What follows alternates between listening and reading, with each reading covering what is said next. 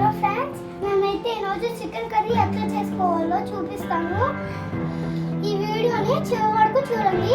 Please skip చేయమాకండి. Let's go to process. మేమైతే ముందుగా 200 రూపీస్ చికెన్ అయితే తీసుకున్నాం. ఇంగ్రీడియంట్స్: అల్లం వెల్లుల్లి పేస్ట్, ఫ్రెష్గా గ్రైండ్ చేసుకున్న అల్లం వెల్లుల్లి పేస్ట్, 2 పచ్చిమిర్చి, 2 ఆనియన్స్, కొత్తిమీర తీసుకున్నాం. ఇప్పుడు సింపుల్గా ఎట్లా చేయాలో చూద్దాం. ఫస్ట్ మేమైతే చికెన్ అయితే వాష్ చేసేసుకున్నాం. తర్వాత కొంచెం అయితే పసుపు వేసుకున్నాం. తర్వాత రుచికి సరిపడా కల్లుప్పు అయితే వేసేసుకున్నాం. కొంచెం కారం అయితే కొంచెం అల్లం పేస్ట్ తీసేసుకున్నాం. కొంచెం నూనె ఒకసారి మనం అయితే కలిపేసుకున్నాం. నేను కూడా ఈ కలుపుతున్నప్పుడు నా కళ్ళలో పడింది, చాలాసేపు ఏడ్చాను. మీరు కూడా జాగ్రత్తగా కలుపుకోండి. కలుపుకున్నాం కదా, స్టవ్ వెలిగించేసుకున్నాం. నేనైతే ఇప్పుడు స్టవ్ వెలిగించేస్తున్నాను. లేకపోతే మనమైతే మీడియం ఫ్లేమ్లో 5 మినిట్స్ ఉడికించేసుకున్నాం.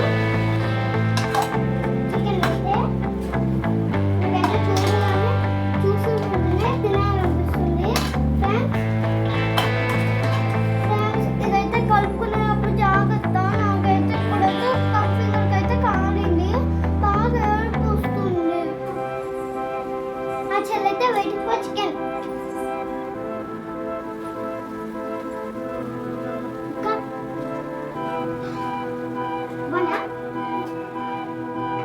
వాటర్ వచ్చాయి కదా, వాటర్ వచ్చేంత వరకు ఉడికించాలి.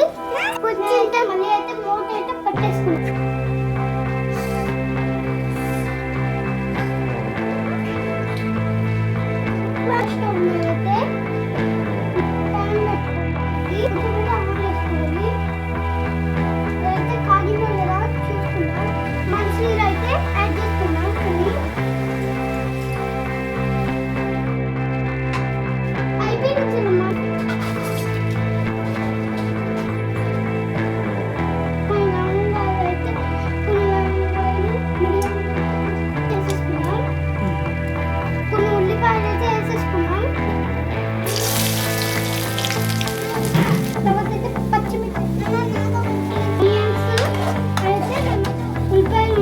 ఉల్లిపాయలు ముద్దల కోసం కొంచెం పసుపు, సరిపడా సాల్ట్,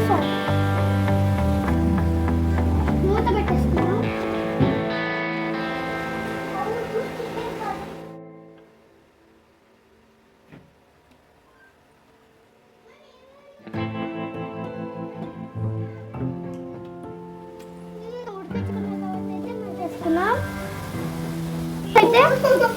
ఉల్లిపాయలు అయితే ఇట్లా వేగిన తర్వాత అయితే మనమైతే అల్లం వెల్లుల్లి పేస్ట్ అయితే వేసుకోవాలి.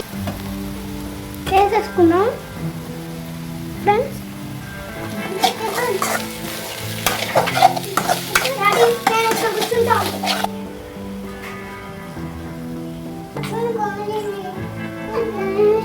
అయితే వేసేసుకున్నాం.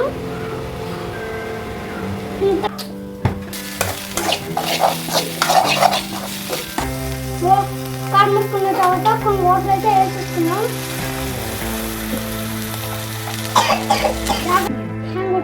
వేగిన తర్వాత వాటర్ పోసుకున్న తర్వాత మేమైతే చికెన్ అయితే దీంట్లోకి అయితే యాడ్ చేసేసుకున్నాం. మూత అయితే పెట్టేసుకున్నాం. మన కూర ఉడికిపోయింది. చికెన్ మసాలా వేసుకున్నాం.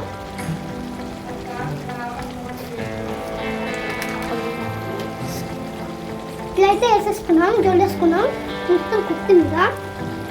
కూర అయితే అయిపోయింది. ఇప్పుడు టేస్ట్ ఎట్లా ఉందో చూద్దాం.